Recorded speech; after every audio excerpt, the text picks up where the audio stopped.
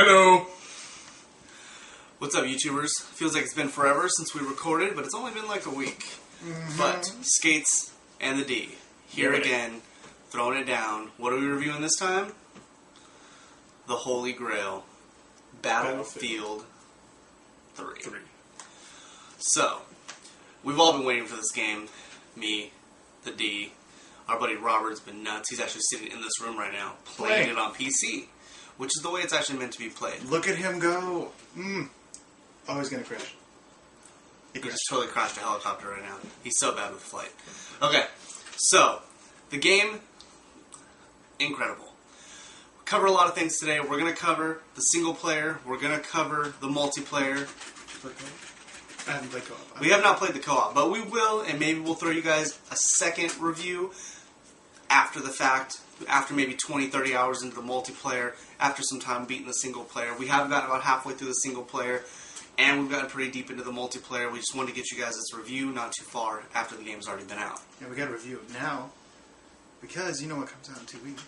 Yes, and Call of Duty just come out in 2 weeks. And you know what I have to do next week? What's that? Lord of the Rings. Lord of the Rings is so over much in to the do. north. We have lots of stuff going on. Oh, wait. He didn't even show you the game. He's just throwing stuff. No, I did. Remember? did you? Went up like this, and then Okay, it it said did go Battlefield up. 3. We need There to it keep is. holding this. Anyway, Okay. put it down. So Battlefield 3 Oh, Limited Edition does come with the Back to Karkland expansion pack. Not available right away, but when it is available, as long as you have the Limited Edition Online Pass, it will be free of charge. Yeah, or if you reserved it at GameStop and they just send it to you for some reason, even though you've canceled your reserves there, they still send you a code. Yeah, weird. Ah. Easy to keep it up. Thanks. Okay, so we'll start with the single player. Actually, let's start with the disc formats first. Xbox 360 is 2 discs. I want to let you guys know this first of all. I know, kind of went off topic. Yeah, PS3 is buddy. 1 disc. It does have an installation on Xbox 360. Put in the first disc, even if you want to play the campaign, there's a 1.5 gig install, which will give you the Supreme D. High Definition Frostbite 2.0. It looks incredible.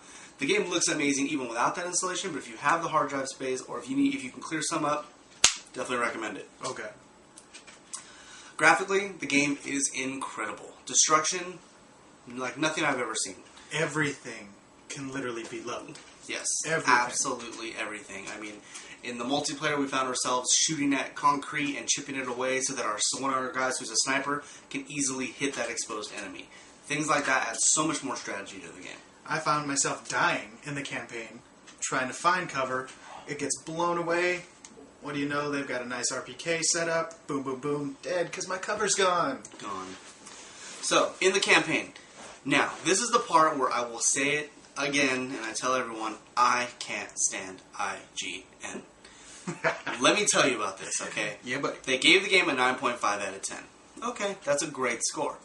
Now, my issue with this is, if you read their summary at the bottom of the review, if you read their second opinion, which got an 8.0, and if you read through the actual review, they ripped the campaign, saying that it has nothing to do with any of their other games, saying that the campaign is just dull and boring, saying that it rips off Call of Duty. Okay, it doesn't. It does not rip off Call of Duty. It's a war game. It's a current war game. So it follows our current issues in the world. So just because Call of Duty does that too doesn't mean it's a rip off of Call of Duty. Now, the storytelling is amazing. You actually have a character, you take charge of multiple characters, it's got a great story of, betrayal and, possible treason. The whole time you're wondering what's going to happen next. I thoroughly enjoyed the campaign so far. I think it's amazing. Campaign is great. The one thing I like the most about it, we were really critical on it with Batman, where the lips were a little off. All the animations are fantastic. Yes. Everything is just fluid with the cutscenes into the gameplay. Yeah, and honestly, it's one of the few games where the cutscenes look amazing when you initially start up the game. The game looks just as good. Mm-hmm. The faces in the gameplay, especially the one where you get in the jet, when that partner comes up and is talking to you, it almost looks cinematic, but it's actual gameplay. You're walking with that guy. Mm-hmm. The game looks incredible. Granted, on PC, it looks holy crap amazing. Never seen anything like it. Only if you have the video card. Yes, if you have the supporting video cards to run it, it looks incredible. But on consoles, it's the best graphics I've ever seen in any game so far. And you know what? I'll be honest. I've been watching videos comparing PS3 to Xbox. They look the same. Yeah, very similar. There's really no difference. I'm pretty sure that's why they included the installation pack on Xbox 360. Just to that way get they the extra could, HD. That way they could make sure that it looked just up to par with the PS3 version. It does look very good, even compared to the PC. I just get blown away by the way this game looks. I mean, the campaign is just, if you play it on normal, it's a good length. It's so much fun to play. If you play on hard, you will get a little frustrated. It is at some very points. hard. There are some hard points. It can be very difficult. You're going to have a lot of fun, and then you're going to hit some parts, or you're just going to hate Yes. how smart these people are. Now, as far as it's ripping off Call of Duty, there is some parts in the campaign where people are like, oh, that's just like Call of Duty. There's a part where you take over and you're, a Russian, and you're going in trying to take down this building. Some of that stuff does happen in Modern Warfare and things like that, but like I said, it's a war game. It's going to happen. Every shooter's going to copy everybody. Exactly. There's a part where you get in a jet and you're controlling all the guns, and you even go into infrared, and there's little white people running around and white airplanes you have to shoot and blow up. Yes, they did have that in Modern Warfare 2, but it doesn't mean it's a ripoff. It's completely different. You were in an AC-130 in Modern Warfare 2. Now you're in F-18 fighter jet. Completely different.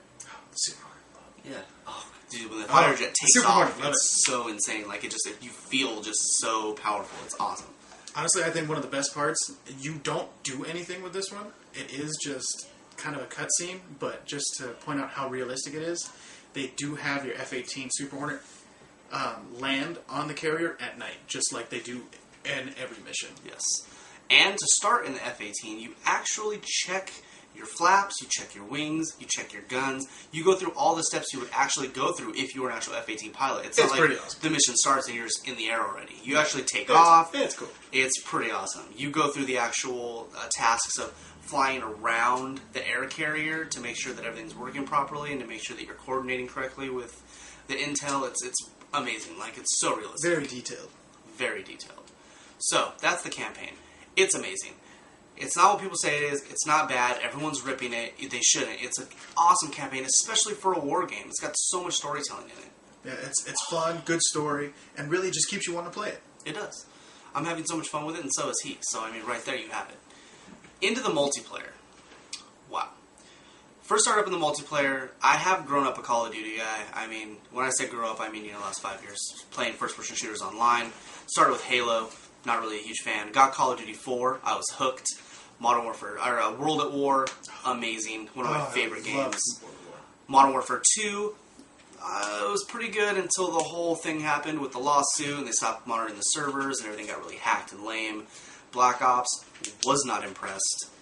I like it. He likes it. I wasn't impressed. My issue... But remember, I like the older World War II era stuff. Yes, he likes the Vietnam thing was right up his alley. My issue with Call of Duty is they don't change enough. I feel like it's the same thing over and over again with new perks and new ideas, but overall, it all feels the same. So, Battlefield, I popped it in, and I was in a new experience. Huge maps. I mean, amazing animations, the way your character runs, the way he jumps over things, the way that you crouch, the way that you prone, the way that your gun looks and handles. Everything just feels real. Yeah, honestly, if you played Battlefield Bad Company 2, and if you played, you know what, I know not many people did, but if you played Homefront, gunplay, you're going to feel a lot of the similarities in Homefront, and then, of course, Bad Company 2, it's a dice game.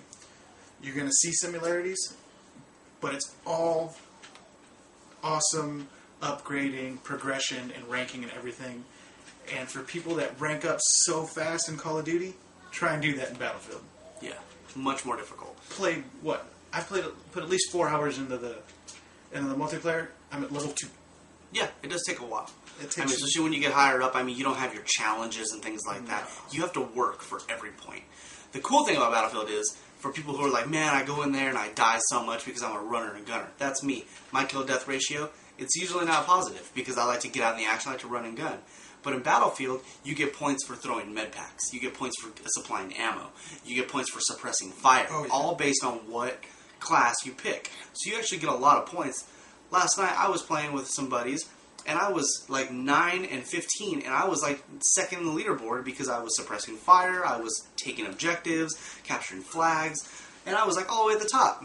Now, for those of you like me that have the high KD, suppress everybody, attack everything, I happen to have a high KD, and I'm at the top of the leaderboard because I always try and help people. There you go. I am always the medic, throwing out med packs, reviving them with my defib, and attacking whatever objective we're going at.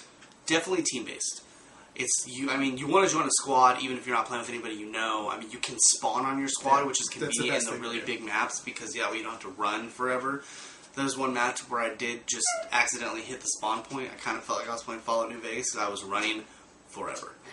But you can get into vehicles. You can book it in a dune buggy, tank, jet, anything you can do. Helicopter. Yes, there was an amazing part last night I have to tell you guys about. Me, Robert, and OG Koopa spawned on a helicarrier, and we're literally just running around the helicarrier waiting for a jet to come, throwing grenades, shooting each other. It was so much fun just messing around. And then we got to watch Koopa go off in a jet, and she took off, and she went down into the water and died because she didn't know the controls were inverted. So that was amazing. Flight is a little hard, but it's fun. If you get the hang of it, it's fun. It will take you a while, but man, dogfights in a jet in actual multiplayer is incredible. It's insane. So, the multiplayer, obviously we're going off on some rants here, but man, I can talk about it all day long. It's absolutely incredible. Big matches, big maps, lots of guns, lots of vehicles. It's just every match feels different. I was never really a tank guy in World at War. I always thought it was kind of boring. In Battlefield 3, it is so much fun holding down an objective with a tank with a buddy.